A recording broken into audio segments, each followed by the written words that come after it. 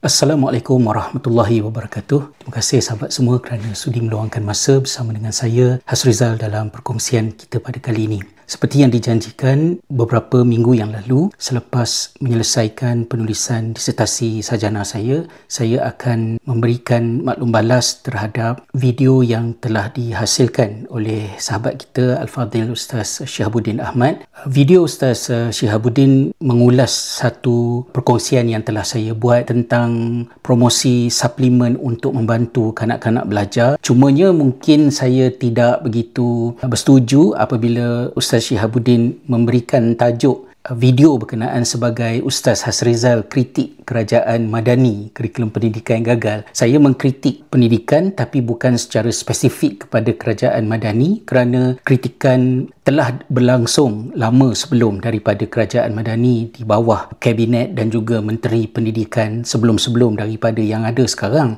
Ketika video tu keluar, saya sedang berhempas pulas bertungkus lumus untuk menyelesaikan bahagian akhir disertasi saya sebagai individu menerima diagnosis ADHD dan telah beberapa kali cuba mendapatkan qualification masters tak berjaya. Inilah kali pertama saya sampai ke fasa penghujung. Agak mencabarlah untuk tidak terganggu dengan video ini. Malah saya tak tahu pun tentang video berkenaan sehinggalah abang saya dari tanah air menghantar mesej kepada saya, tapi beliau berpesanlah jangan tengok ruangan komen. Tapi ruangan komen itulah yang kita nak jadikan tumpuan pada kali ini, bukan dengan maksud untuk mendatangkan masalah ke, cari penyakit ke, ataupun hendak memalukan sesiapa ataupun menyokong sesiapa, kerana komen-komen itu adalah siaran yang berbentuk umum yang boleh dibaca di dalam video. Ada banyak perkara menarik yang ditimbulkan daripada komen itu yang bermanfaat kalau boleh kita tinjau dari segi ilmu pendidikannya.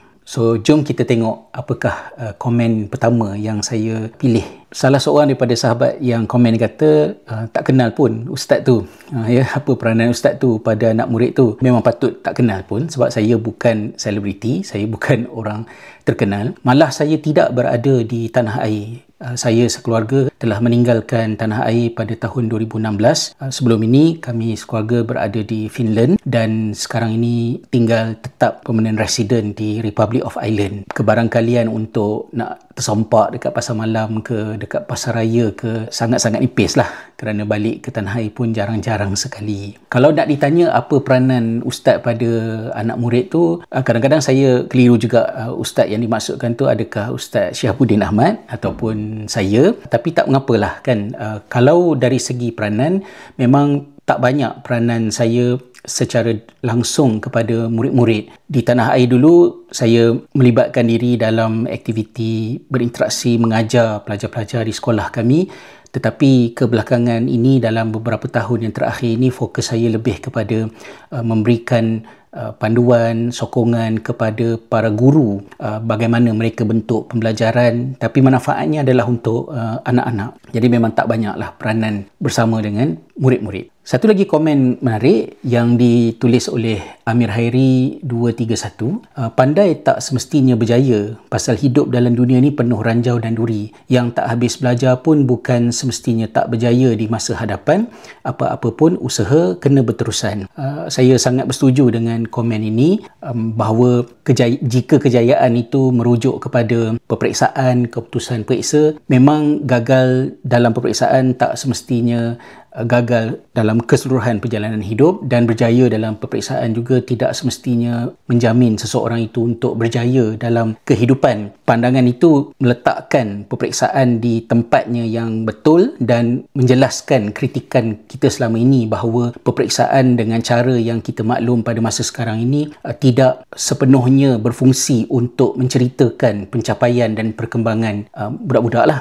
Apatah lagi kalau kita takrifkan kejayaan hidup tu dengan makna yang lebih luas. So, saya tidak ada apa-apa yang saya tak setujulah dengan pandangan Amir Hairi 231. Walau bagaimanapun, kalau kita pergi ke hospital dengan satu sakit, kita punya expectation ialah dengan menerima rawatan di hospital itu, sakit itu dapat dikurangkan ataupun disembuhkan. Dan jika kita hantar pelajar ke sekolah, anak-anak pergi ke sekolah, kita menghantar mereka dengan harapan mereka dapat belajar dan mereka berjaya. Kalau sekiranya mereka gagal, bukan bermakna gagal selamanya, tetapi ada perkara yang perlu disiasat, ada benda yang perlu diteliti mengapa kegagalan itu berlaku. Dalam kategori yang sama, Exam 1805 kata, semua gagal ke? Ramai juga yang berjaya. Guru pun ramai, masing-masing ada gaya mengajar yang berlainan. Itu pun bergantung kepada kemahiran guru-guru juga untuk mengajar. Yang patut difokuskan ialah guru-guru yang bermasalah. Jangan disebabkan segelintir yang gagal terus dirumuskan bahawa seluruh organisasi gagal. Bila kita bercakap dengan benda-benda yang macam ini, sentiasa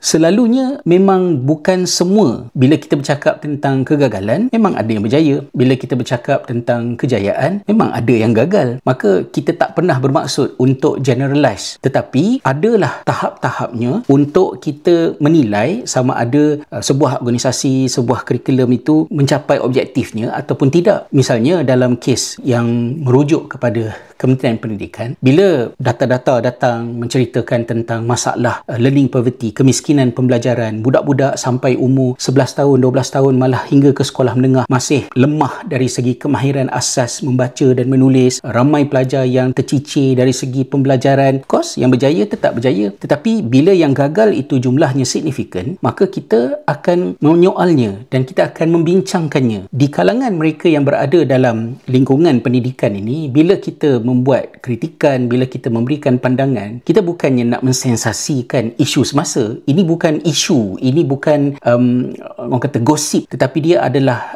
perkara serius yang membabitkan anak kita semua. Of course, saya sebagai orang yang tidak lagi berada di tanah air, boleh sahaja saya menganggap bahawa lantaklah anak orang kan, bukan anak kita. Tapi kalau kita ada hati yang macam itu, kita takkan berada dalam pendidikan. Orang yang duduk dalam pendidikan ialah orang yang melihat semua kanak-kanak, semua pelajar adalah di bawah tanggungjawab kita untuk buat sesuatu mengenainya, terutamanya jika kita ada maklumat, ada serba sedikit ilmu, kemahiran yang diamanahkan oleh Allah SWT, kita kena guna untuk sama-sama memperbaiki keadaan. Fokus perlu diberikan kepada masalah guru yang gagal mengajar ataupun kelemahan guru mengajar. Itu pun saya setuju, dan dia bersetuju itu bukan dari segi persepsi semata-mata, tetapi ada data yang menceritakannya tentang masalah yang dihadapi oleh guru-guru kita pada nak meningkatkan kualiti mereka mengajar. Dan bila saya sebut begitu, bukan bermakna semua guru teruk, tetapi ramai guru yang cemerlang. Dalam komen-komen yang akan datang, saya akan sentuh mengenainya insya-Allah. Tapi ramai juga yang bermasalah dan ada sebab kenapa mereka menghadapi masalah-masalah tersebut. Ada komen kat sini lah,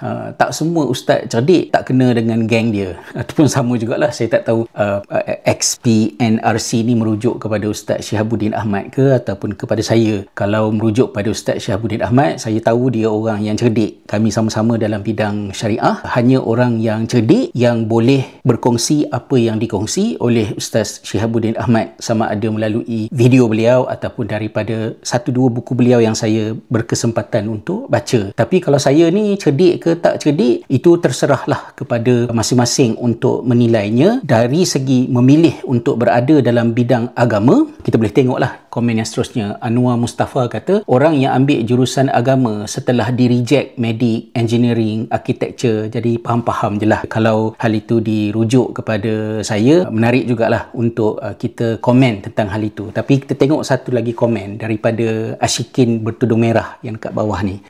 Lucu ustaz ni. Ustaz ni kelulusan apa ya? SPM ustaz dapat berapa ya? Ustaz duduk dalam bidang pendidikan ke? Saja nak tahu. Kenapa tidak sertakan dengan sosuli terus? Mungkin solusi lah maksudnya kan. Nak tengok juga tahap pemikiran ustaz. Setakat ustaz kritik, murid saya pun boleh kritik, dan disusuli dengan emoji ketawa tu. Saya memilih untuk berada dalam bidang agama, insya-Allah bukanlah kerana saya rejected, tak layak untuk nak pilih bidang lain. Bersama-sama dengan rakan yang lain, kami dah agak tua, dah tua lah ya, umur 50 tahun ni, mengambil SPM pada tahun 1992. Ketika itu, pihak kerajaan, Kementerian Pendidikannya, bawah PMX sekarang ni, telah mengadakan satu program baharu menghantar pelajar-pelajar dalam bidang agama dan juga bahasa Arab ke Jordan dan Morocco, dan ada sekumpulan kecil ke Mesir. Nama program itu ialah Rancangan Bersama JPA Petronas, dan dalam program tersebut, pelajar-pelajar yang hendak memohon menerima beasiswa untuk menyambung pelajaran dalam bidang agama dan bahasa Arab ini mestilah terdiri daripada pelajar-pelajar yang keputusan SPM-nya cemerlang. Berapa A saya dapat macam yang Ashikin tanya tu, tak mengapalah, sebab A sekarang dengan A dulu nilainya tak sama. Zaman abang saya kalau SPM grade 1 aggregate berapa pun, kita tahu sistem yang lama pun dah boleh dapat offer untuk sambung belajar ke universiti luar negara dan lain-lain. Dan zaman sekarang ni kalau ada A star, A tolak ke dan A bintang ke kalau dalam IGCSE lain pula nilainya. Tetapi saya ketika dalam proses untuk temuduga untuk pergi ke Jordan itu, asalnya saya telah ditawarkan untuk menyambung pelajaran dalam bidang ekonomi melalui penghantaran terus ke Amerika Syarikat, American Top University. Tetapi saya merayu ketika dalam temuduga agar pilihan kedua dalam borang UPU saya itu dipertimbangkan untuk saya belajar ke Jordan. Cerdik ke tak cerdik, bodoh ke rejected daripada medik, engineering, architecture, terpulanglah kepada sahabat-sahabat untuk menilainya. Tak semua ustaz pandai dan tak semua ustaz bodoh dan tak semua doktor, medik, engineer, arkitek pandai, kerana ada juga doktor, engineer dan jurutera yang bodoh dalam kehidupan walaupun mungkin ada kelayakan dalam bidang profesional mereka. So ini adalah perkara yang subjektif. Jangan kita persoalkan orang cerdik ke bodoh. Bila ada komen, bila ada sesuatu yang dibincangkan, fokus kepada isi perbincangan. Itu lebih penting. Dan yang paling utama, kita kena tanya diri kita, kita ni pandai ke bodoh? Kalau saya sentiasa rasa saya ni bodoh, dan sebab itu pada usia 50 tahun saya masih lagi terus belajar kerana ada banyak lagi benda yang saya tak tahu. Lanjutan daripada soalan Ashikin tadi, kenapa tidak disertakan solusi? Ni ada jugalah kat sini. Kenyataan ini berbentuk makro. Ramai yang dah cakap pasal sistem pendidikan dari dulu. Eloknya ustaz bentangkan mikronya kepada kementerian, terutamanya kepada ketua-ketua panitia mata pelajaran. Saya kumpulkan komen yang lebih kurang satu tema lah kan. Wisdom 67 pula kata, bahagian pembangunan kurikulum BPK tu dianggotai oleh pakar-pakar dalam bidang masing-masing. Mereka ini kaki tangan kerajaan yang bekerja secara profesional. Bukan ada orang politik pun kat situ, dan kurikulum tak bertukar walaupun kerajaan bertukar. Mengkritik memang senang, modal ailio sahaja. Tu kata beliau lah. Asman Sulaiman kata, kita minta kepada pihak-pihak yang mengatakan apa-apa sistem adalah gagal untuk membawakan laporan yang berdasarkan data dan statistik dan dapatan forensik untuk menyokong kenyataan berkenaan. Muhammad Hassan bin Abdul Kadir kata, rasanya dari dulu kritikan seperti ini berlaku. Sewajarnya ustaz ni perlu bersama dalam pembinaan kurikulum yang memang terbuka untuk dibincangkan. Kita tidak ada kewajipan ke atas diri kita untuk sentiasa nak tahu kita tengah bercakap dengan siapa orang tu, siapa orang ni. Tetapi jika kita nak memberikan komen yang menyerang ataupun menidakkan identiti seseorang, kerugiannya adalah kepada diri kita sendiri. Kerana bila kita nampak seseorang komen, Ustaz Syihabuddin Ahmad, kalau saya dengar komen beliau, saya nak tahu Ustaz Syihabuddin ni siapa orangnya, maka saya akan klik pada bahagian about dan saya tengok, oh begini belajarnya di sekian, kelayakannya begini, kepakarannya begini. Bila Ustaz Syihabuddin Ahmad memberikan komentar terhadap video saya, ruang yang ada juga membolehkan. Sebelum saya nak kata ustaz ni pandai cakap je, apa yang dia dah buat, apa solusinya, sebelum saya cakap benda tu, saya akan pergi dulu tengok dia ni siapa apabila bercakap. Kalau dengan mendengar percakapan tu tak cukup untuk kita nak bezakan di antara orang yang cakap kosong dengan orang yang bercakap dengan ilmu, data dan fakta. Misalnya disebut sini,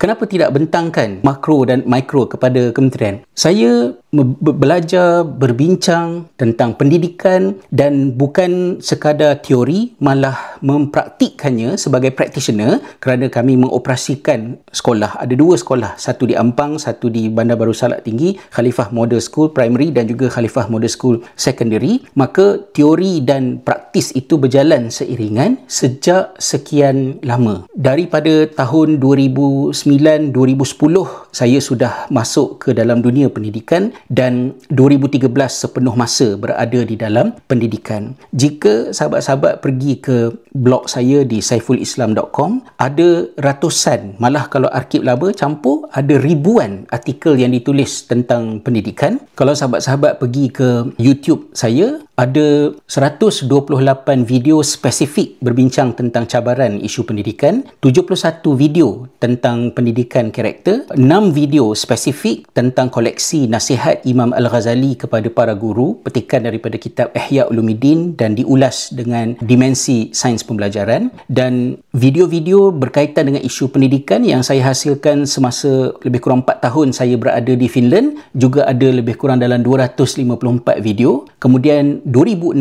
sebelum saya meninggalkan tanah air, saya ada mengendalikan sebuah bengkel bersama dengan guru-guru warga pendidik di sekitar Lembah Kelang, terutamanya daripada sekolah-sekolah agama swasta. 2016, WIPE 2016, ada 11 video yang panjang-panjang. Jadi di situ ulasan mikronya ada. Cuma kita fahamlah tahun 2025 ni dilema yang kita hadapi ialah bila kita nak bercakap tentang satu perkara, bermula daripada menjelaskan apa isunya, apa masalahnya dan kemudian apakah cadangan penyelesaian. Jika artikel tu akan panjang sedikit dan orang tak nak baca, orang suruh lukis, orang suruh apa ringkasannya, membebel bising, tak larat nak dengar. Kalau dibuat videonya akan jadi panjang, 1 minit tak cukup, 10 minit tak cukup. Dulu video saya 1 jam biasanya, tetapi kerana orang malas nak dengar, orang tak berikan perhatian, dan apa faedahnya untuk kita buat penerangan panjang lebar kalau sekiranya tidak ada sesiapa yang mengambil manfaat. Maka saya dengan hati yang tidak sepenuhnya mengubah sedikit pendekatan. Banyak artikel yang dihasilkan dibuat dengan lebih ringkas, menjelaskan masalah dan diselitkan kadang-kadang sedikit 1-2 penyelesaian untuk ditinjau. Tapi selebih daripadanya, kitalah yang kena ada usaha sendiri. Engagement dengan bahagian pembangunan kurikulum ataupun dengan kementerian. Pada tahun 2018, saya adalah salah seorang daripada 13 orang ahli jawatankuasa kajian dasar pendidikan negara yang meneliti data-data untuk menjelaskan tentang jurang dalam sistem pendidikan. Kita kaji dengan mendalam apa isunya dan kita sudah pun menganalisis hal tersebut, bertemu dengan stakeholders beribu-ribu, daripada murid sekolah, cikgu, ibu bapa, NGO, daripada kedutaan-kedutaan negara asing yang berada di tanah air untuk membentangkan sistem pendidikan, dan saya yang berada di Finland ketika itu dipertanggungjawabkan untuk mendapatkan maklumat data tentang sistem pendidikan di negara-negara Nordik Skandinavia untuk ditinjau apakah yang boleh kita pelajari dan mengambil manfaat pada 2-3 perkara yang ada untuk penambahbaikan sistem pendidikan kita. Data-datanya memang ada. Kalau boleh saya berikan satu data untuk menjawab isu awal tadi. 2018, antara yang ada dalam laporan JKDPN itu ialah jika dibandingkan dengan Singapura, kita ada masalah dari segi latihan yang kita berikan kepada cikgu-cikgu untuk meningkatkan kemahiran mereka melalui latihan dalam perkhidmatan, kadang-kadang disebut sebagai ladap kan. Guru-guru di Singapura,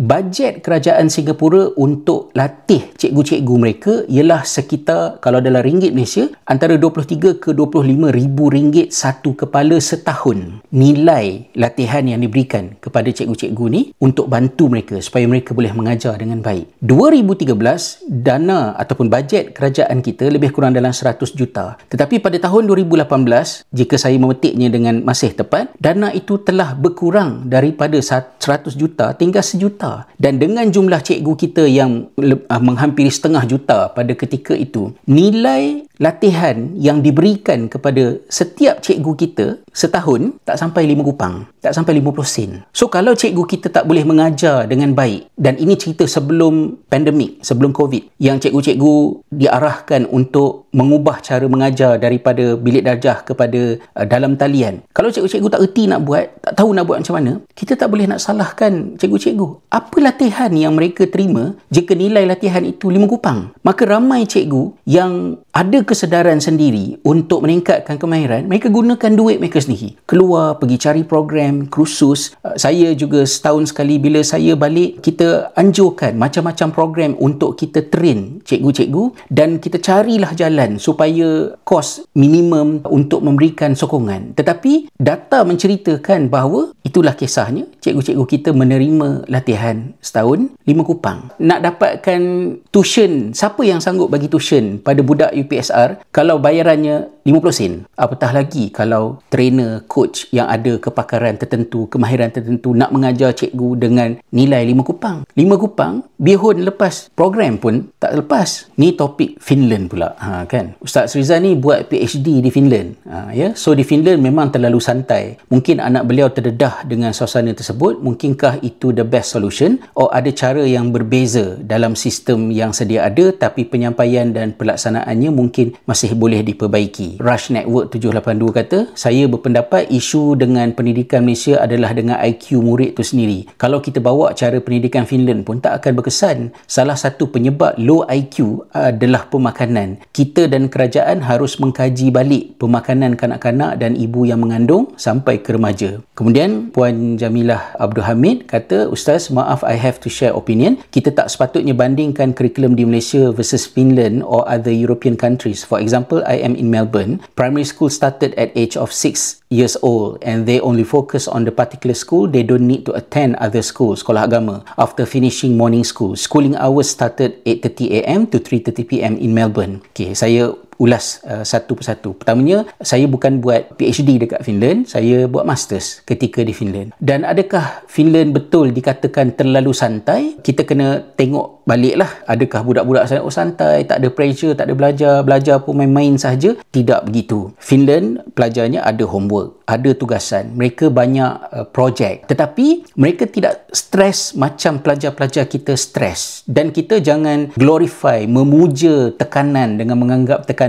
itu bagus kalau tekanan itu adalah tekanan yang tidak bermakna, tekanan yang menyusahkan, tak perlu. Dan santai bukan kemewahan, santai adalah benda yang diperlukan untuk budak-budak belajar. Kenapa kita mementingkan keselesaan? Kalau ceramah dekat masjid 1 jam, ceramah yang membosankan, kuliah maghrib membosankan dan kita bersila atas lantai, kita dah stres. Anak-anak kita 8 jam sehari, kalau duduk dalam kelas tidak selesa, cikgu mengajar tak faham, buat homework tenggelam punca, tak tahu daripada mana, dan setiap hari kena menghadap benda tu. Kenapa kita boleh santai anak-anak kita hukum mereka dengan menganggap apa-apa masalah yang mereka hadapi itu bukan masalah dan mereka kena deal dengan benda tu, kan? Jadi sebab itu kita menyoal tentang bagaimanakah operasi sekolah dan tekanan yang pelajar hadapi ni, apa puncanya. Saya ambil satu contoh. Di negara seperti Finland itu, dia ada satu amalan yang standard required daripada peringkat sekolah sampailah ke universiti. Setiap 2 sesi pembelajaran, ia mesti dipisahkan dengan satu tempoh masa yang pelajar beraktiviti bebas. Blok-blok kelas kalau di sekolah ialah 45 minit. So selepas 45 minit, pelajar perlu ada 15 minit untuk mereka beraktiviti bebas. Cikgu akan kunci kelas, suruh mereka keluar, pergi dekat luar bangunan sekolah, main bola ke, bersembang ke, berjalan sedikit, lepas 5 minit masuk balik. Dan pelajar yang di sekolah di grade yang atas sedikit, yang kita kata sekolah menengah, kadang-kadang mereka gabungkan 45 minit tu 2 menjadi 1 jam setengah, maka selepas 1 jam setengah, 30 minit ada tempoh masa yang mesti sekolah berikan kepada para pelajar untuk mereka beraktiviti bebas sebelum masuk kelas mula menyambung pelajaran. Perkara tersebut diamalkan oleh Finland. Kita nak kata santai ke tak santai, banyak benar lah waktu rehatnya. Tapi idea tersebut, ia adalah antara saranan sahabat Nabi Ibnu Abbas radhiyallahu anhuma yang menekankan bahawa di antara 2 sesi belajar, anak-anak perlu diberikan masa untuk mereka beraktiviti bebas. Banyak masalah dalam kelas dapat diminimumkan. Fokus lebih baik, budak-budak lelaki yang restless dapat lebih bertenang. Maka apa yang diamalkan di Finland bukan semuanya datang daripada makmal-makmal barat, datang daripada orang putih ke, daripada Jerman ke, daripada mana. Banyak yang mereka amalkan adalah perkara yang selari dengan apa yang Rasulullah ajar, sahabat Nabi ajar, yang agama kita ajar, yang mereka buat walaupun mereka bukan Islam, kita tak buat. Saya pergi ke Finland bukan nak menelan bulat-bulat semua benda yang ada di Finland, tetapi secara kritikal melihat apakah yang baik, apakah yang tidak baik dan apa yang boleh dimanfaatkan di negara kita. Cuma komen yang kedua mengatakan bahawa beza pendidikan Malaysia dengan di Finland itu adalah IQ murid itu sendiri. Kalaulah kita nak katakan mengatakan IQ budak Finland lagi tinggi IQ daripada budak Malaysia, maka tak sesuai dengan budak Malaysia, bagi saya itu tidak adil. Dan apa asasnya untuk kita mengukur perkara tersebut? Anak-anak di Malaysia juga pandai-pandai, malah dengan adanya agama, dengan adanya unit keluarga yang lebih kukuh jika dibandingkan dengan masyarakat Nordic Scandinavia, kita ada banyak kelebihan. Saya mengajar budak-budak di sekolah-sekolah Finnish. Budak-budak, antara komen yang selalu mereka berikan bila mereka tengok video tentang Malaysia ialah betapa beruntungnya Malaysia kerana ada matahari sepanjang tahun. Itu pun sudah boleh menjadi satu kelebihan. Tetapi untuk mengatakan budak di Finland lagi cerdik ke jika dibandingkan budak di Indonesia, saya tidak bersetuju. Jika kita nak katakan ada amalan di Finland sesuai ke tak sesuai dengan Malaysia, ia bukan kerana IQ tinggi, IQ rendah, kerana sistem pendidikan yang baik adalah sistem pendidikan yang boleh menggerakkan pendidikan untuk budak IQ tinggi ke IQ rendah kan, dan kita nak pergi lebih daripada sekadar IQ kerana kita ada EQ, emotional quotient, kita juga ada social quotient dan spiritual quotient yang juga kita hendak bangunkan secara holistik. Jika dikatakan salah satu penyebab low IQ adalah pemakanan, video saya yang sebelum ini menyentuh tentang pemakanan asalnya adalah kerana saya tidak selesa melihat promosi suplemen, ubat-ubatan yang jika diambil dapat menyelesaikan masalah budak pergi sekolah tak faham belajar, kerana ada faktor yang lebih penting untuk diselesaikan. Kita bukan menafikan faktor pemakanan pada mempengaruhi kebolehan dan keupayaan pelajar untuk belajar. Malah di negara seperti Finland, hal pemakanan itu diambil berat yang menyebabkan semenjak daripada tahun 1940 something, saya tak ingat tarikh sebenarnya, makan tengah hari, maksud dia warm food, makanan yang dimasak, bubur, nasi, kentang dan lain-lain itu sudah disediakan secara percuma untuk semua pelajar dan guru dari zaman itu sampailah sekarang ini. Dan pelajar-pelajar, termasuklah pelajar yang berpuasa, kalau orang Islam contoh puasa di bulan Ramadan kan, anak-anak kami, mereka juga still kena hadir bersama ketika sesi makan, kerana makan itu bukan hanya memberikan tenaga kepada para pelajar, mereka belajar tentang pemakanan yang baik, pemakanan yang sihat, kerana ia sebahagian daripada kurikulum. Pemakanan mempengaruhi kebolehan, keupayaan pelajar untuk belajar? Betul, ada asasnya. Misalnya, kalau kita tengok kepada rujukan UNESCO, UNICEF dan WFP 2023, Ready to Learn and Thrive, School Health and Nutrition Around the World Paris, evidence indicated a mainly positive effect of breakfast on on-task behavior in the classroom in children. Bukti-bukti penyelidikan menunjukkan kesan positif bila budak-budak, bila masuk kelas, mereka bersarapan terlebih dahulu. Sebab kalau mereka tak sarapan, last mereka makan, kalau mereka makan malam tadi, pukul 8 malam mereka makan kat rumah, masuk kelas pukul 7 pagi, 8 pagi, dah 12 jam mereka tidak ada makanan ataupun minuman, maka sudah tentu perkara tersebut mempengaruhi. Kemudian ada juga kajian, sama juga daripada WHO, iron supplement during adolescence may improve school performance, attention and concentration, but nearly all supplemental trials were moderate or high risk of bias. Jika ada defisit tertentu, para pelajar kekurangan vitamin C disebabkan oleh kemiskinan kerana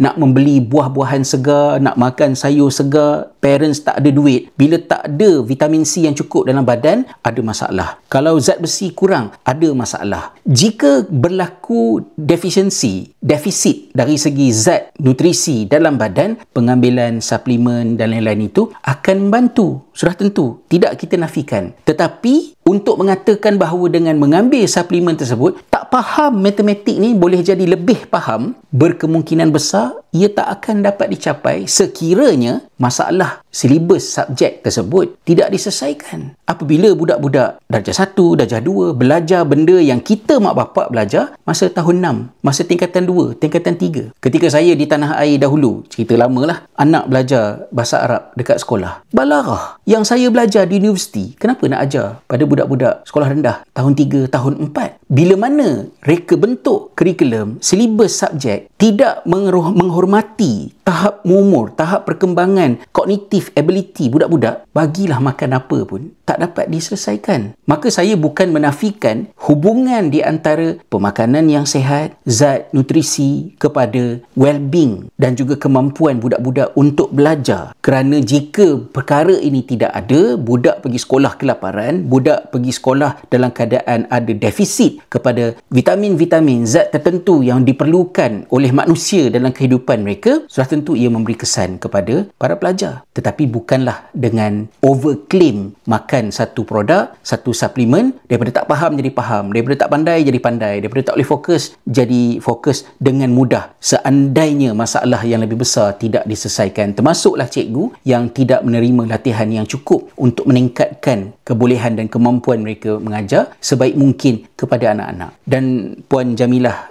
Abdul Hamid kata jangan bandingkan di antara kurikulum Malaysia dengan Finland dan juga negara-negara Eropah yang lain. Saya ingin mengatakan bahawa apabila kita bercakap tentang sesuatu yang diamalkan di negara-negara lain, ia bukan perbandingan membuta tuli. Malah masalah yang terjadi di negara kita ialah apabila orang yang datang ke negara-negara tersebut, selalu rombongan yang datang, dia tak tahu apa yang dia nampak. Dia cuma nampak benda tu menarik dan mula terfikir, bagus ni, balik ke tanah air, suruh cikgu kita pula buat benda-benda yang sama macam tu. Mungkin isu yang paling besarnya adalah pentaksiran berasaskan bilik darjah. Memang penyelidikan mengatakan bahawa pentaksiran yang dihasilkan oleh guru di dalam kelas terhadap perkembangan anak murid mengatasi cara peperiksaan tradisional yang kita maklum dan kenal selama ini adalah lebih baik organik untuk menceritakan perkembangan dan pencapaian anak-anak. Penyelidikan saintifik memang kata ya.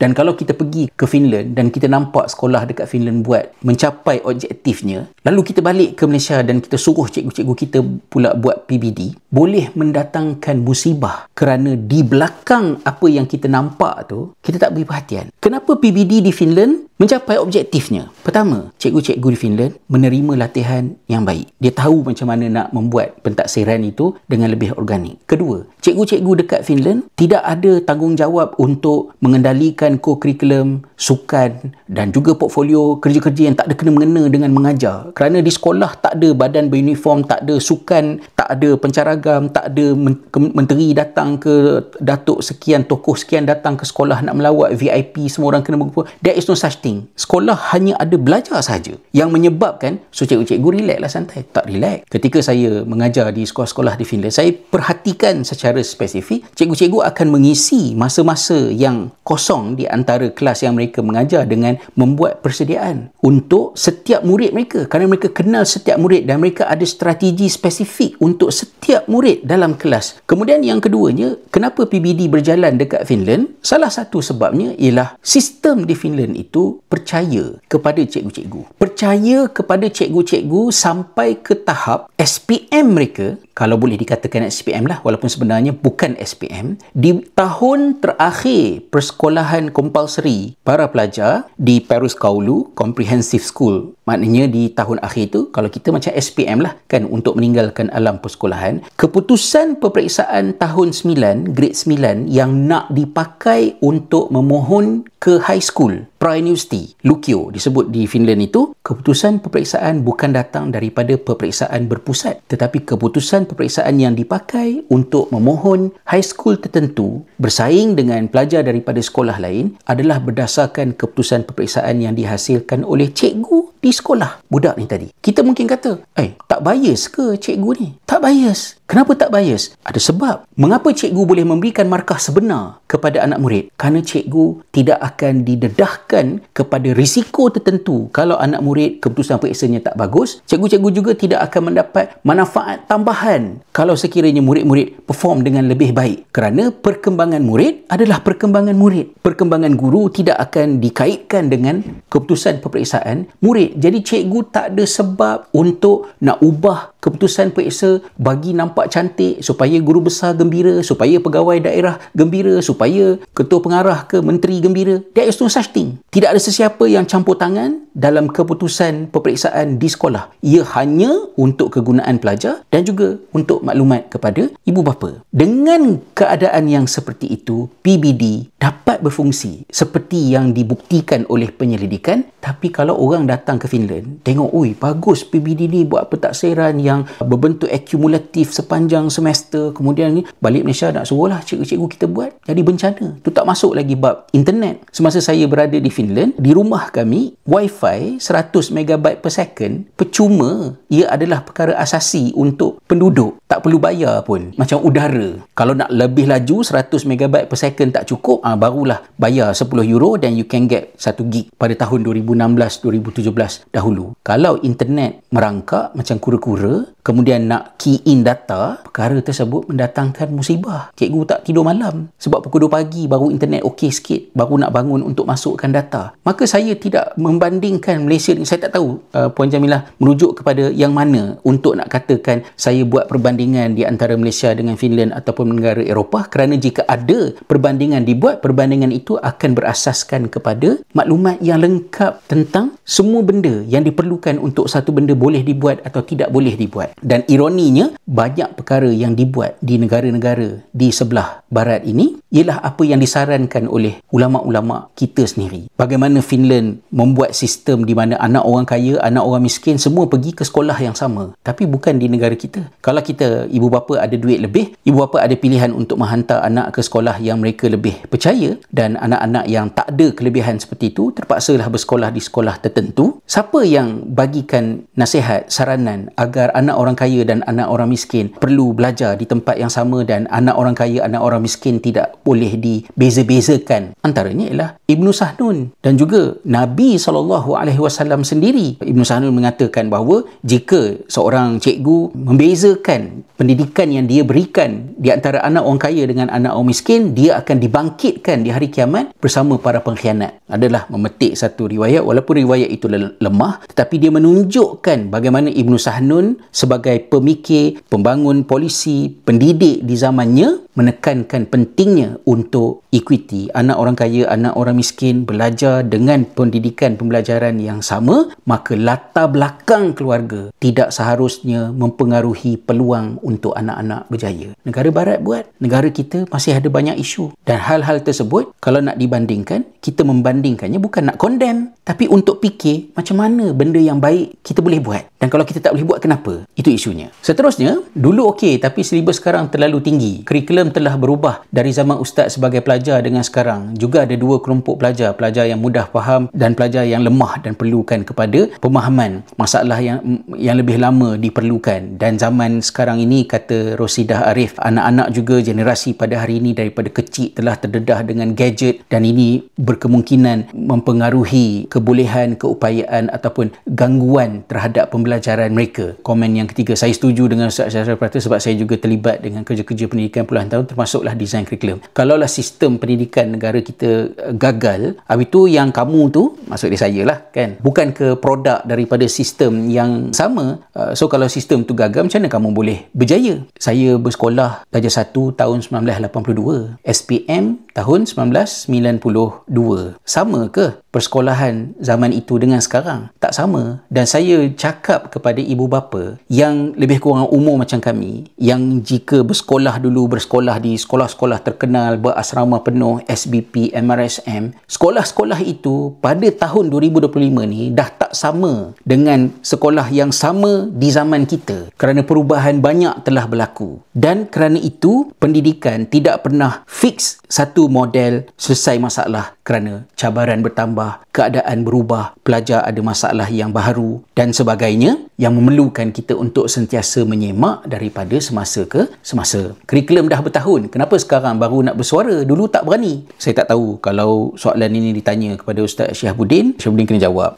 Tapi kalau tanya kepada saya, dulu tak berani, saya tak ada nak takut siapa-siapa pun. Ketika dalam Jawatankuasa Kajian Dasar Pendidikan Negara, kami 13 orang yang berada di dalam Jawatankuasa tu, kami tidak dibayar gaji. Tetapi kami melakukan perkara itu secara sukarela dan saya mempersoalkan berlaku soal jawab dan perkara tersebut tidak akan berlaku kalau saya pengecut ataupun saya tak berani, kerana saya tak ada nak hilang apa-apa. Malah sebelum ke Finland, ketika berada di Malaysia juga, kita telah pun menegur kan. Al-Aurum kata ni mesti baru keluar gua. Tak tahulah, itu kena tanyalah siapa daripada Batu Cave ke, daripada Gua Musang ke. Tapi saya tak pernah duduk dalam gua dan saya sentiasa berada di tengah-tengah berkaitan dengan isu pendidikan. Tak ada takut. Mungkin tuan yang baru jumpa kritikan ini pada tahun 2025. Kritikan yang telah kita lontarkan, pandangan kerjasama yang kita usahakan telah berlangsung jauh lebih lama daripada sekarang. Tengok kiri kanan sebelum komen sedemikian rupa. Seterusnya, saya setuju silibus di sekolah sekarang agak keterlaluan dan ada kalanya terlalu mengarut dan tidak sesuai dengan umur pelajar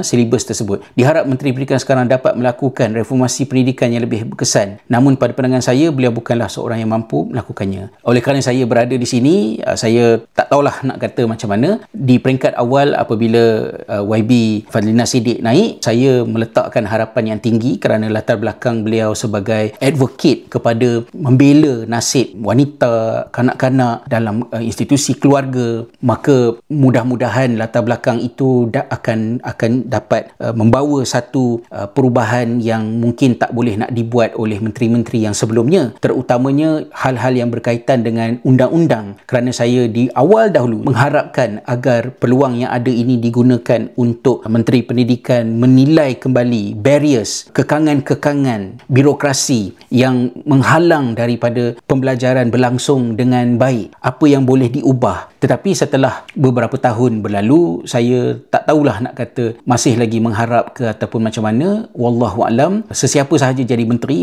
sekarang, menteri sebelumnya, menteri yang akan datang, kita jadi menteri, kita jadi pegawai, kita ada tempoh perkhidmatan tertentu, sekejap ataupun lama. Tetapi amanah tanggungjawab kita tentang pendidikan, hal islah yang perlu kita usahakan, benda tu kita kena jawab depan Allah Subhanahu Wa Taala. Dan budak-budak tidak ada privilege masa untuk tunggu lagi kurikulum matang, lagi 4 tahun, lagi 5 tahun baru kita boleh ubah, kerana sistemnya ialah kurikulum ni mesti tunggu 10 tahun baru boleh ubah. Nak tunggu cukup 10 tahun tu, beberapa generasi terpaksalah terkorban. It doesn't work like that.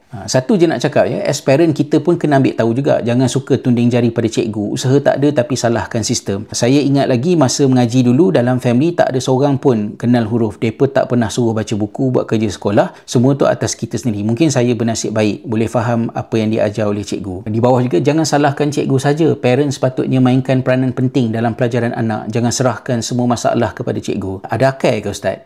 Sistem pembelajaran tu tak akan menentukan semua pelajar faham sekali je. Pelajar ada beberapa tahap. Kalau yang lemah tu perlu bimbingan tambahan, itu peranan ibu bapa. Sebab tu ada kelas tuition, kerana ada ibu bapa tiada kemahiran untuk mengajar. Guru-guru pula tak boleh nak beri tumpuan sangat kepada mereka yang memang lembab. Kita senang cakap macam tu kalau yang kita maksudkan lembab tu anak orang lah. Tapi kalau anak kita sendiri, oleh kerana dia tak berapa boleh nak berjaya cemerlang dalam pendidikan, kata tak apalah, kamu duduk je lah di dapur, dah memang kamu bodoh. Kalau kita kata anak orang lembab, bodoh, so mereka tak boleh nak buat apa, terpulang. Tapi kalau anak kita sendiri, kita nak ke terima kalau sistem kata minta maaf, kami tak boleh nak buat apa-apa sebab anak awak tak sepandai budak lain, maka mereka terpaksalah gagal. Peranan cikgu dan peranan mak bapak tak sama. Mak bapak ada tanggungjawab, cikgu juga ada tanggungjawab, profesional mereka. Yang terbaiknya ialah ibu bapa dan guru-guru bekerjasama. Ibu bapa di rumah memberi sokongan, memberi galakan kepada anak-anak, memberikan nasihat, terutamanya dalam isu-isu buli. Maka anak-anak ini perlukan perbincangan dengan mak bapak dekat rumah untuk pergi ke sekolah. Saya setuju dengan LIP 1456 kata dulu-dulu mak bapak kita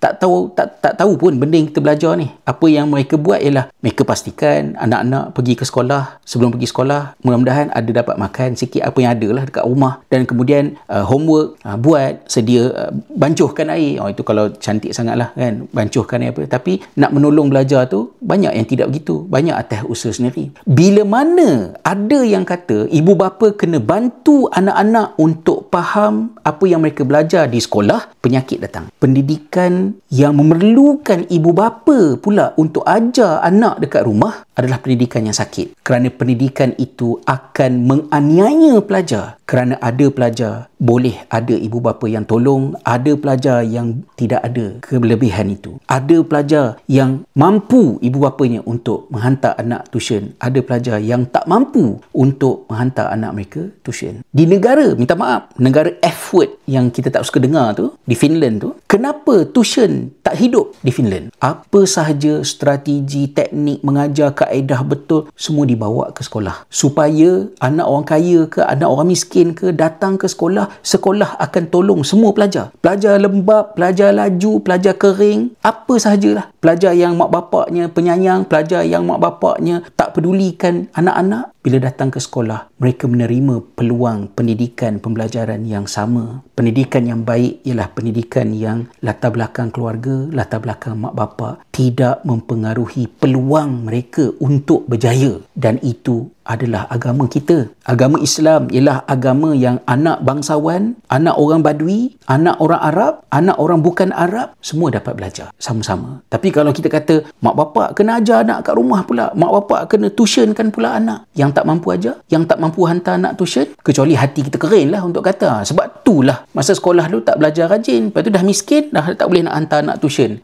Saya harap tak adalah yang sebusuk itu hati dan mulutnya untuk berkata semikian rupa. Dari pemerhatian saya, silibus sekarang lebih nampak pandai advance, tapi anak-anak tak dapat kerja. Ibu bapa pun tak pernah belajar di sekolah dulu. Last ibu bapa yang jadi mangsa buat kerja sekolah anak-anak. Dari mana silibus ni diambil dan dikaji, atau hanya murid untuk diuji kaji dan jadikan bahan dalam dewan politik? Tak ada bantahan lah terhadap perkara ni. Tapi komen yang kat bawah tu, sekarang dah tahun 2025, zaman internet ni, tak faham sesuatu di sekolah, boleh minta AI tu terang secara mudah. Nak dengan tak nak je. Bila kita cakap macam itu, kita mungkin terlupa berapa orang yang ada akses kepada AI, berapa orang yang reti tanya kepada AI. Tu kita tak bincang lagi lah hallucination, kualiti penerangan yang AI sampaikan. Antara perkara yang ada di dalam disertasi saya adalah menyentuh tentang kebimbangan yang wujud apabila AI dapat membantu para pelajar untuk lebih berjaya, dan AI itu pula adalah AI yang berbayar berbanding dengan AI percuma. Maka bagaimanakah peluang berjaya untuk mereka yang tak mampu untuk mendapatkan AI yang berbayar? So bila kita nak cadangkan benda-benda yang macam ini, kita kena fikir bukan hanya orang macam kita dan keliling kita, tapi kita kena fikir ada orang yang tak ada benda-benda yang bagi kita macam kat ujung jari je. Kalau kita nak bayar. Okay. Kalau sistem pendidikan Malaysia gagal, hang tak jadi ustaz dah hari ni, mungkin hang hari ni jadi penyangak. Sistem tak gagal, cuma masih banyak ruang untuk sama kita perbaiki. Dah jawab dah tadilah. Jadi penyangak ke tak jadi penyangak ke, saya sekolah darjah 1 tahun 1982. Hang dah beranak ke tahun 1982 tu? Kalau nak tanyalah, sebab saya tak nampak sangat pada gambar tu kan. Bertahun-tahun dah kau orang yang berjaya, bukan sekolah tu ke dulu, ke sekolah lain. Lawaklah kau bila dah berjaya. Kalau kita dah berjaya, jadilah orang yang ajak orang lain untuk berjaya bersama, dan kita memberi kritikan terhadap sistem pendidikan kerana kita tidak mahu anak-anak pada masa sekarang ini gagal disebabkan oleh benda-benda yang boleh diselesaikan kalau kita nak selesaikan. Jangan bila kita dah berjaya, kita dah lepas bahagian kita, yang penting anak kita lepas, anak orang lain lantak orang lah. Kita duduk dalam pendidikan sebab kita nak anak-anak semua berjaya. Sebab itu kita kritik, dan kritikan kita itu berasaskan kepada ilmu, data, penyelidikan, bukan main cakap sesuka hati, tak tengok kiri kanan. Itu perkara yang kita kena muhasabah, sebab semua benda yang kita cakap, setiap patah perkataan yang ditulis, setiap perkataan yang keluar pada mulut saya, sama ada jadi dosa atau jadi pahala. Pahala mudah-mudahan mendekatkan kita ke syurga, dosa mendekatkan kita ke neraka jahanam. Berhati-hati dengan hal ini. Ada di sini serba sedikit komen ya. Izinkan saya komen atas kritikan Ustaz Hasrizal berkaitan dengan kurikulum pendidikan negara. Beliau dakwa kurikulum pendidikan gagal. Menjadi seorang ustaz adalah satu kejayaan. Tidakkah ustaz belajar di Malaysia dan kurikulum yang ustaz dakwa gagal, tapi ustaz telah berjaya dengan ilmu dan sudah jadi ustaz? Kalau kurikulum gagal, kami minta ustaz buat rancang satu kurikulum yang boleh berjaya untuk memandaikan pelajar, dan serahkan kurikulum versi ustaz kepada Kementerian Pelajaran sebagai satu solution. Kritikan tanpa memberi solution adalah kurang bijak. Terima kasih kerana secara spesifik memetik nama saya, jadi saya tak confuse lah, ustaz ni Ustaz Syihabuddin ke ataupun saya. Sistem yang ada sekarang, kurikulum yang ada sekarang tak sama dengan tahun 82, tahun 62, tahun 72, tahun 92, tahun 2002. Kemudian untuk buat kurikulum itu bukan kerja individu. Untuk saya nak buat satu kurikulum kurikulum dan saya bentangkan kurikulum itu kepada Kementerian Pendidikan. Kurikulum itu ada kepakarannya dan ada orang-orang yang pakar bahagian kurikulum di situ. Tetapi saya juga terlibat dalam membangunkan kurikulum dan mengemaskinikan kemahiran mengajar pedagogi sekolah kami. Dan saya mengajar tutor kepada guru-guru yang mengambil program postgraduate diploma in education di bawah Uni Razak, dan fokus saya adalah kepada pendidikan karakter. Jadi kita ada modul kita yang kita jalankan di Khalifah Model School Primary, di Khalifah Model School Secondary, dan saya sentiasa menggalakkan cikgu-cikgu untuk berkongsi di media sosial tentang pengalaman mereka di sekolah, apa yang mereka buat, apa yang mereka ajar, apa yang kita pelajari bersama, agar guru-guru sekolah lain, guru sekolah swasta ke, guru sekolah kerajaan ke, dapat mengambil manfaat. Maka saya bukanlah menjadi orang yang mengkritik tanpa memberikan solusi. Saya menjemput dengan rendah diri sesiapa sahaja yang fikir macam tu untuk pergi ke blog saifulislam.com, untuk pergi ke YouTube saya, untuk pergi ke Spotify saya, untuk pergi ke Instagram saya, untuk pergi ke Twitter saya, untuk baca buku-buku saya, kerana semenjak sekian lama, 2008 buku pertama sampai sekarang 28 buku dan beribu-ribu artikel, saya tidak pernah berhenti daripada mencari penyelesaian, mencari jalan keluar dan mengkritik secara konstruktif agar kritikan itu bukan hanya memuaskan hawa nafsu ego kita, tetapi dengan maksud untuk membantu anak-anak belajar. Dan bawah-bawah tu adalah yang menjelaskan. Hazr 1305 kata, Ustaz pernah dilantik dalam jawatankuasa. Kami rakyat biasa tentu tidak tahu di manakah laporan dan cadangan Ustaz. Saya sebut tadi, kita memang tak mampu nak kenal semua orang kan. Tetapi bila kita nak komen, kita kata orang ni komen bagi kritikan, tak bagi solusi. Sebelum kita cakap macam tu, satu video tu panjang dia berapa? Kalau seminit, apa benda yang nak dimasukkan dalam seminit tu? Kedua, ada muka tak orang yang cakap tu? Kalau AI ataupun artikel yang ditulis oleh Itik Comel, nama samaran, itu tak boleh buat apa-apa. Tapi bila Ustaz Syihabuddin Ahmad membuat video, kita ada maklumat yang lengkap untuk kita tahu Ustaz Syihabuddin Ahmad ni siapa, pengajiannya di mana, apa latar belakangnya. Beliau mengulas video yang dihasilkan oleh Hasrizal. Hasrizal, manusia yang wujud, ada sumbernya untuk tengok sikit. Pergi ke video ke mana-mana saja. Saya punya blog ke, LinkedIn saya ke, dekat Twitter ke, dekat mana-mana pun akan dijelaskan. Saya tengah belajar apa, dulu saya belajar apa, sekarang tengah buat apa, bekerja dengan siapa. Jawapan-jawapannya ada kat situ. Dan kalau kita tidak tahu yang bercakap ni latar belakangnya, kerjanya dia buat, jangan lontarkan perkataan-perkataan yang menembak kepribadian sesiapa. Dan saya sebut ini bukan saya nak membela diri saya. Saya menimbulkan perkara ini kerana nak menegur amalan yang sudah menjadi perkara normal di kalangan netizen. Ini salah. Bukan hanya kepada saya, bukan hanya kepada Ustaz Syihabuddin Ahmad, tapi bila baca artikel, bila dengar satu video, bila baca satu makalah, tengok siapa yang bercakap, apa yang bercakap. Kita tak boleh nak bezakan orang yang bercakap kosong dengan orang yang bercakap dengan ilmu, orang yang pakar dalam satu perkara, orang yang bukan pakar dalam satu perkara, dalam keadaan mereka itu semua menyediakan maklumat yang cukup. Salman Saini, dasar pendidikan terlalu cepat bersubahat dan terlalu drastik tanpa mengkaji, meneliti dan membuat perancangan yang teliti, termasuk mengambil kira prasarana pendidikan di semua sekolah. Panjanglah ya, di bawah tu saya bersetuju dengan komentar ini. Ramai guru membuat permohonan persaraan awal ya, kerana hilang minat mengajar, tertekan dengan mengajar, hilang keseronokan, kepuasan. Kita kesian dengan cikgu-cikgu. Dan bila kita kritik pendidikan, saya bukan musuh cikgu-cikgu, saya bukan musuh sekolah. Banyak kritikan yang kita lontarkan adalah untuk mencari solusi, menyokong para cikgu. Tapi saya fahamlah, cikgu-cikgu memanglah keadaan yang sangat stres kerana pelbagai faktor. Cikgu negara kita antara cikgu yang tertinggi di dunia, buat kerja yang tak ada kena-mengena dengan mengajar. Saya masih ingat tahun 2010 ke 2011 di blog saifulislam.com, saya tulis satu artikel tentang mak saya yang juga cikgu sekolah, mula mengajar tahun 1957. Jadi di hujung tu saya kata, maka dengan bermulanya cuti persekolahan sekarang ini, saya harap cikgu-cikgu dapatlah ambil sedikit peluang untuk berehat, bertenang sebelum datang tanggungjawab dan seterusnya. Kena marah. Ustaz tahu apa tentang bebanan kerja?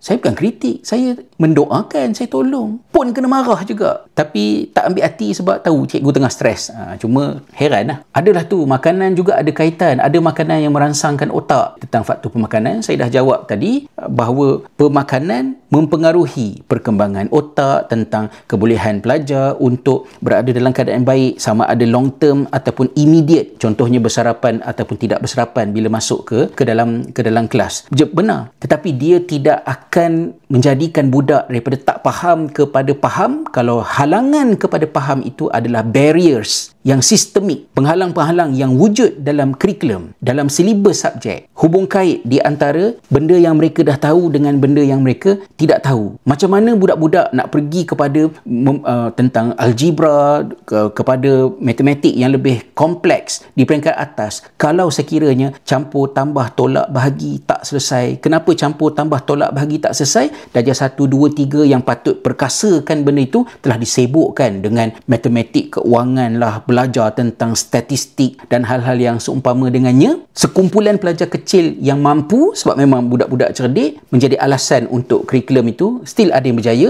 tapi ramai yang tak berjaya, dan yang tak berjaya itu cikgu tak sempat untuk nak tolong mereka kerana kandungan silibus banyak, murid ramai dalam satu kelas. Ini antara perkara yang kita kritik, dan ini tidak dapat diselesaikan dengan memberikan budak pil ajaib ataupun apa-apa jualah suplemen makanan tambahan. Malah kalau bersarapan dengan baik di sekolah pun sama juga dengan budak lain, tak faham juga bila masuk ke kelas kerana bukan salah budak. Lagi kesian bila masalah-masalah yang berkaitan dengan kurikulum silibus ini tak diselesaikan, budak-budak fikir dia orang yang bodoh, dia orang yang tak pandai, sebab tu dia orang tak faham. Padahal bukannya mereka yang tak pandai, kurikulum dan silibus itu yang ada masalah. Ini adalah ulasan tentang dulu ada UPSR, SRP, PMR, SPM tak ada kebat, dan kemudian kebat membingungkan, ya. Kritikan ustaz tu bukan bermaksud 100% gagal, cuma banyak kekurangan yang perlu diperbaiki. Saya setuju tentang perkara-perkara ini, tentang isu kebat. Kita melihat amalan di negara-negara lain dalam keadaan kita tidak mengambil kira apa yang ada dan apa yang tak ada di dalam negara kita,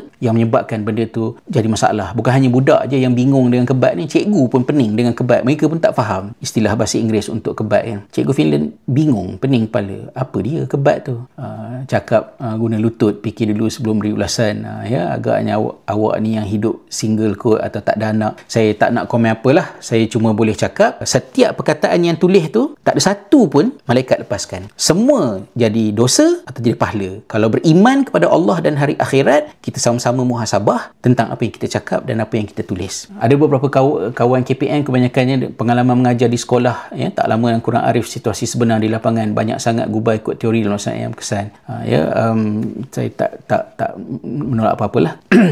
Hazir 1305, kebimbangan Ustaz Rizal ada asasnya. Mungkin ada yang komplain, bukan senang nak ubah silibus, takkan nak anak-anak kita dari tikuh makmal lagi. Tuan-tuan, silibus sekolah rendah sekarang KSSR saya makan dah berusia 8 tahun, akan guna sampai tahun depan. Dah ramai komplain pasal silibus ni sejak dari tahun pertama digunakan. Tahun 2027 akan ada silibus baru. Anak tuan-tuan akan diuji dengan silibus baru. Sekarang inilah kita perlu terus bersuara supaya mimpi buruk sejak 2018 itu tak lagi berulang. Terima kasih kepada Hazar 1305. Ya, daripada dulu lagi itulah alasan yang diberikan, kena tunggu cukup 10 tahun lah dan apa sebagainya. Dalam tempoh 10 tahun tu, berapa ramai pelajar yang jadi mangsa? Kita bila kita punya perkhidmatan, bila kita punya servis yang kita buat ini membabitkan orang ramai, membabitkan manusia, ada benda yang kita kena utamakan dan perlu segera. Tidak ada kemewahan untuk nak menunggu cukup 10 tahun baru boleh nak ubah kalau sekiranya masalah itu acute, dan ada caranya untuk benda itu boleh diubah. Dan kalau kita